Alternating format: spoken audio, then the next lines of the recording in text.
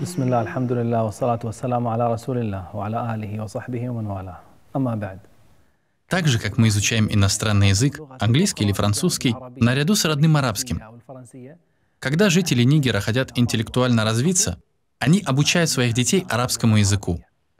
Эта школа в республике Нигер состоит всего из 2 классов. 3-го нет. Несмотря на это, школа обучает арабскому и французскому языкам. То есть языковая школа, машаллах. Мы пришли в нее утром, чтобы повидаться с учащимися, но не нашли в школе ни одного ученика. Где все ученики? Они забросили школу. Почему? Я не думаю, что из-за того, что повысилась плата за обучение. Нет, они бросили ее из-за воды. В тех местах ребенок выходит ранним утром, несет на голове канистру и приносит воду из колодца, который может находиться на расстоянии 20 километров. 20 километров идет пешком, идет целый день. Иногда идет с родителями, иногда один. Когда же ему найти время для учебы? Каждый день дети приходят сюда, чтобы набрать воды и отнести ее к себе домой. Они не ходят в школу, не учатся и не получают пользу от обучения. Их работа заключается исключительно в том, что они приходят сюда, берут воду, после чего возвращаются в свои семьи. И так постоянно. Поэтому для учебы в школе они определили 1 день в неделю. В неделю ученики ходят в нее только день или 2. И в тот день, когда мы пришли, учебы не было. Поэтому-то нам и не посчастливилось увидеть учащихся. Что касается Сомали, то однажды, когда мы проезжали по безлюдной местности, мое внимание вдруг привлекли 3 подростков, которые шли одни, держа в руках книги. Куда они шли? В школу. Такое расстояние они ежедневно проходят ради школы?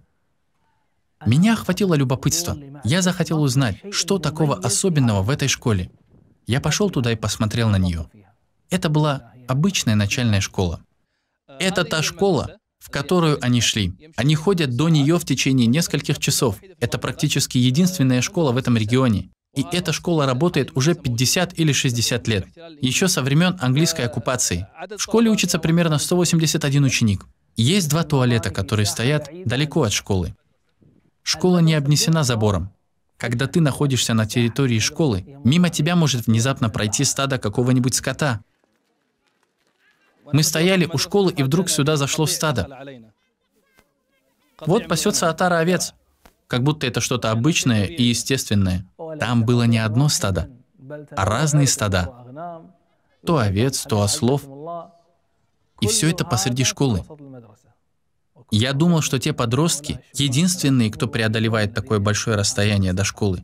Но оказалось, что многие ученики находятся в таком же положении. Есть даже те, кто младше, а до школы ему идти дальше, в том числе девочки. Эта девочка из Сомалиленда идет до школы 2 часа. Как тебя зовут? Линда? Маша Аллах. Господи, сохрани Линду, иншаллах. Да сохранит их Аллах. Когда человек проводит в пути 2 часа, он устает. Посмотри на их терпение. Дождевые воды собираются в баки, и они стекают и накапливаются здесь. Люди хранят воду в этом пруду, и отсюда пьют все ученики школы. Помоги нам, пожалуйста. Пьют эту воду, которая на самом деле не кажется мне чистой.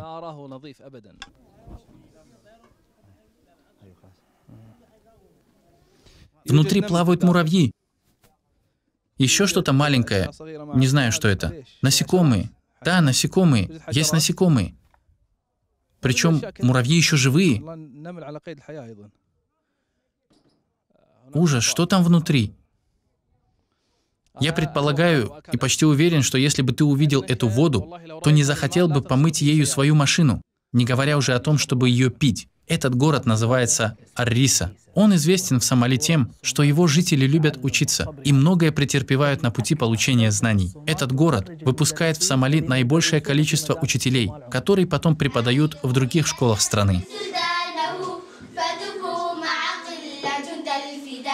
В целом, мусульмане Африки мечтают о школах, в которых они бы могли учиться, особенно тому, что касается их религии. Если появляется школа, ученики буквально набрасываются на нее. Один раз, когда я был проездом в Танзании, я услышал, как дети хором читают Коран. Машаллах, эта школа представляла собой одну комнату, и в нее ходят дети жителей этого района.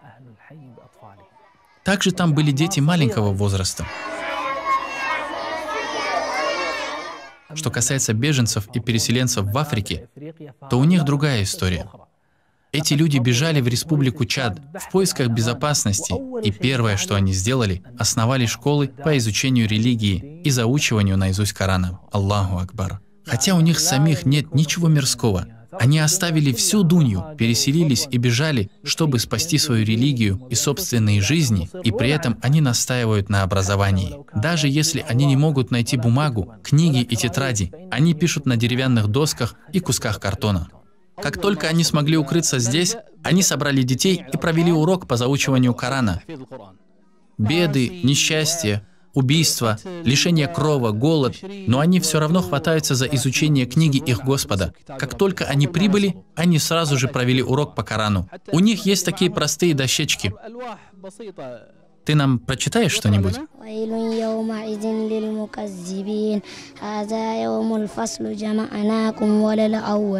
Уважаемый брат, уважаемая сестра, когда ты сталкиваешься с трудностями в учебе, будь то в твоей жизни или в жизни твоих детей, не преувеличивай их. Не преувеличивай их в своем сердце, пока не увидишь трудности, с которыми сталкиваются многие из тех, кого испытал Аллах. Тебе же Аллах дал благополучие. Они мечтали бы иметь хотя бы 1/4 часть того, что ты имеешь в жизни, а ты и не знаешь об этом. О Аллах, благослови нас в том, чем Ты наделил нас. Сделай нас благодарными Тебе, много поминающими Тебя и кающимися перед Тобой. О Аллах, научи нас тому, что принесет нам пользу, и даруй нам пользу посредством того, чему Ты научил нас, и прибавь нам знания, о знающий. О Аллах, поистине мы просим у Тебя полезного знания, благого удела и дел, которые будут приняты. О Аллах, прими от нас наши благие деяния. О Аллах, возвысь наше положение, прости наши грехи и сделай нас одними из обитателей высшего Фирдауса. Аминь, о Аллах, и хвала Аллаху, Господу миров.